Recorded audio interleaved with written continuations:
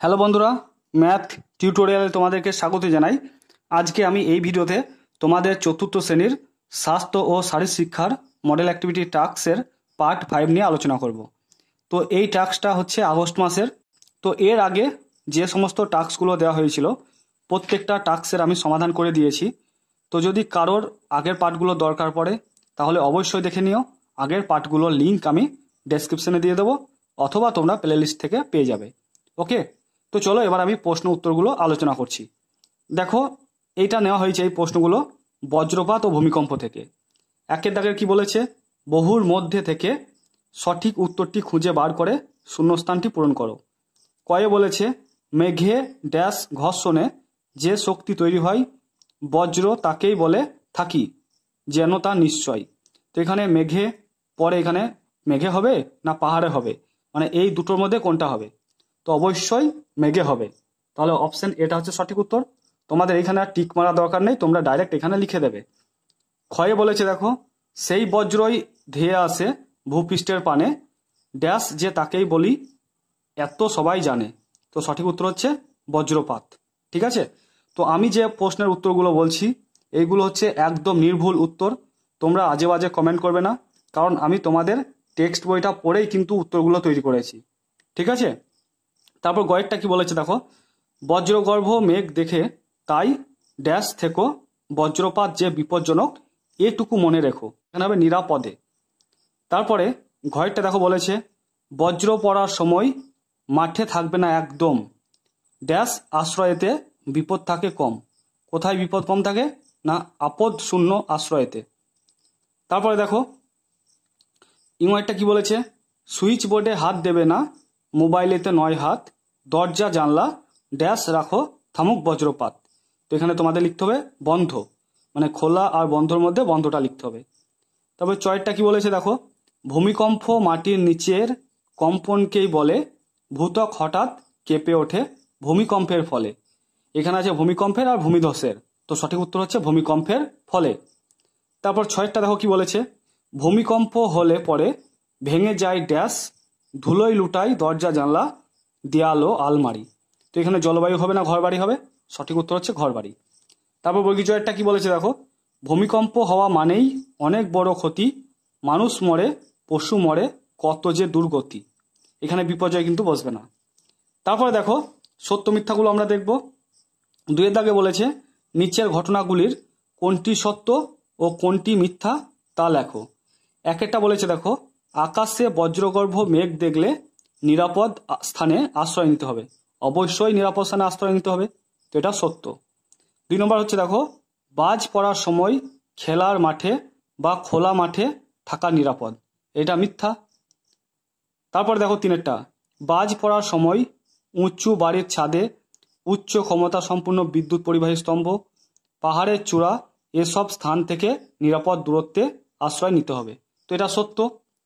তারপর 4 নম্বরটা কি বলেছে, দেখো, বজ্রপাত নিরোধক ব্যবস্থা আছে এমন বাড়ির ভিতরে আশ্রয় নিতে হবে।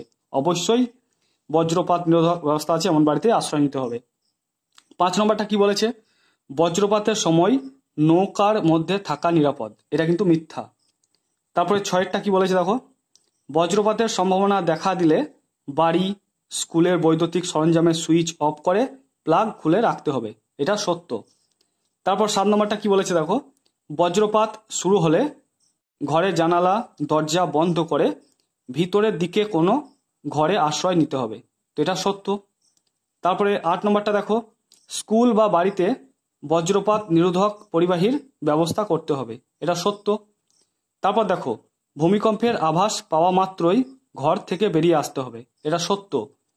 10 নম্বরটা দেখো, ভূমিকম্পের সময় ঘর বা স্কুলের ঘর থেকে বেরোনোর সময় না পেলে মাথা ঢেকে মজবুত টেবিল খাট ডেস্কের নিচে আশ্রয় নিতে হবে। এটা সত্য। তারপর 11 নম্বরটা দেখো, ভূমিকম্পের সময় খোলা মাঠে ফাঁকা জায়গায় গিয়ে দাঁড়াতে হবে। তো এটা সত্য। তারপরে 12 নম্বরটা দেখো, বলেছে ভূমিকম্পের সময় নিরাপদ দূরত্বে হাঁটু গেড়ে বসে থাকতে হবে। তো এটা সত্য। তারপরে 13 নম্বরটা দেখো কি বলেছে, ভূমিকম্পের সময় বিছানায় থাকলে বালিশ কম্বল দিয়ে নিজেকে ঢেকে নিতে হবে। এটা সত্য। তারপর 14 নম্বরটা কি বলেছে, দেখো, ভূমিকম্পের সময় বাড়ির দেওয়াল, বইয়ের তাক, কাঁচের দরজা জানালা, চলন্ত গাড়ি, আলমারি থেকে দূরে থাকতে হবে, এটা সত্য। এবার কয়েকটা প্রশ্ন আছে, প্রশ্নগুলোর উত্তর তোমাদের আমি জানিয়ে দেব। প্রথমটা বলেছে দেখো, কাকে বজ্রপাত বলে? তো এটা সঠিক উত্তর দেখো, তো এটা হচ্ছে তোমাদের টেক্সট বই, ঠিক আছে, তোমাদের স্বাস্থ্য ও শারীর শিক্ষার টেক্সট বই। তো বজ্রপাত কি না, মেঘে মেঘে ঘর্ষণের ফলে যে বিকট শব্দ ও বিদ্যুৎ চমকায়, যা বৈদ্যুতিক শক্তি, আলোক শক্তি, তাপ শক্তি, শব্দ শক্তিতে রূপান্তরিত হয়, তাকে বজ্র বলে। এই বজ্র যখন ভূপৃষ্ঠের দিকে ধাবিত হয় তখন তাকে বজ্রপাত বলে। তো তোমাদের এই 2 লাইন কিন্তু খাতার মধ্যে লিখতে হবে, বুঝতে পেরেছো? তারপর 3-এর খটা কি বলেছে দেখো, বজ্রপাত হলে কি করতে হবে তা বর্ণনা করো। মানে একটু বড় করে লিখতে হবে। দেখো বজ্রপাত হলে কি করতে হবে দেখো, তো তোমাদের এই 8টা পয়েন্ট কিন্তু লিখতে হবে। তো তোমরা চাইলে 4-5টাও লিখতে পারো। 1 নম্বর দিয়ে লিখবে, আকাশে বজ্রগর্ভ মেঘ দেখলে নিরাপদ স্থানে আশ্রয় নিতে হবে। 2 নম্বর দেখো, বাজ পড়ার সময় খেলার মাঠে বা খোলা মাঠে থাকা নিরাপদ নয়। 3 নম্বর হচ্ছে, বাজ পড়ার সময় উঁচু বাড়ির ছাদে, উচ্চ ক্ষমতা সম্পূর্ণ বিদ্যুৎ পরিবাহী স্তম্ভ, পাহাড়ের চূড়া, এসব স্থান থেকে নিরাপদ দূরত্বে আশ্রয় নিতে হবে। 4 নম্বরটা হচ্ছে, বজ্রপাত নিরোধক ব্যবস্থা আছে এমন বাড়ির ভিতরে আশ্রয় নিতে হবে। 5 নম্বরটা হচ্ছে, বজ্রপাতের সময় নৌকার মধ্যে থাকা নিরাপদ নয়।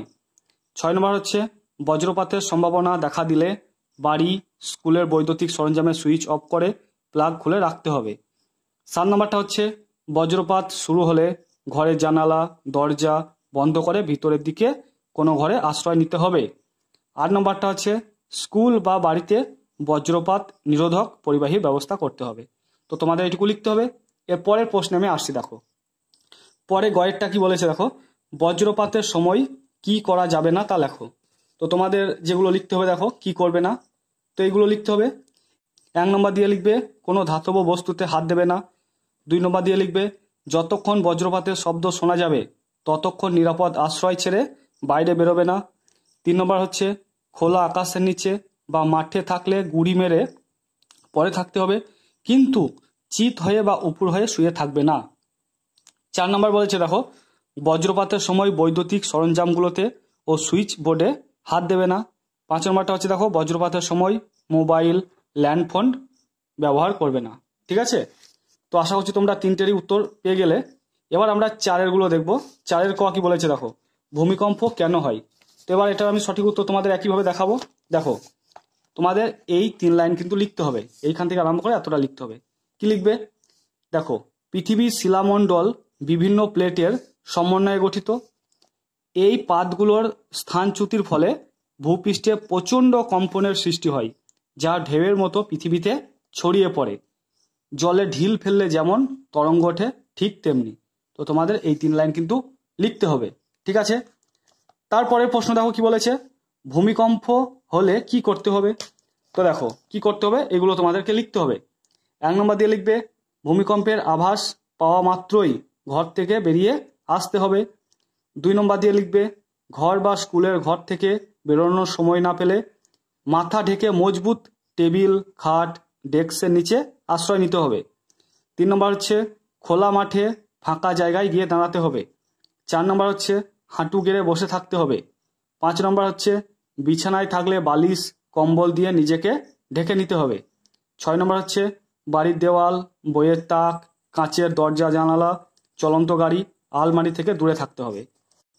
এবার বলেছে দেখো, ভূমিকম্পের সময় কি করা যাবে না তা লেখো। তো কি করা যাবে না, তো এগুলো তোমরা লিখে দেবে। 1 নম্বর দিয়ে লিখবে, ভূমিকম্প চলাকালীন সিঁড়ি বা ঝুল বারান্দায় থাকবে না। 2 নম্বর হচ্ছে, বহুতল বাড়ির কাছাকাছি থাকবে না। তো তোমরা এই 2টো পয়েন্টই লিখে দেবে, ঠিক আছে। তো বন্ধুরা, আশা করছি তোমরা তোমাদের প্রত্যেকটা প্রশ্নের সঠিক উত্তর পেয়ে গেছো। তো ভিডিওটা দেখার পর যদি ভিডিওটা ভালো লাগে অবশ্যই তোমরা ভিডিওটাকে লাইক করো, আর চ্যানেলটা সাবস্ক্রাইব করা না থাকলে অবশ্যই সাবস্ক্রাইব করে দিয়ে পাশে থাকা বেল আইকনটিকে ক্লিক করে রেখো, কারণ আমি যখন কোনো ভিডিও আপলোড করব তোমরা সঙ্গে সঙ্গে নোটিফিকেশন পেয়ে যাবে। তো তোমরা সবাই ভালো থেকো, সুস্থ থেকো, থ্যাংক ইউ।